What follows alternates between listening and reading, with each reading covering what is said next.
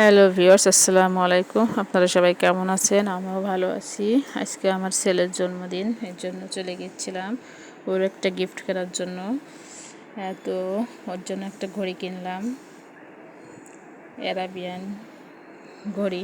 তো এটা ওর খুবই একটা পছন্দের ঘড়ি। অনেক দিন ধরে বলছে, আম্মু আমি একটা ঘড়ি কিনবো। ওর আরও ঘড়ি আছে, তারপরেও এটা নাকি ওর খুব পছন্দ হয়েছে। ওই জন্য ভাবলাম জন্মদিন উপলক্ষে এটা কিনেই দিই।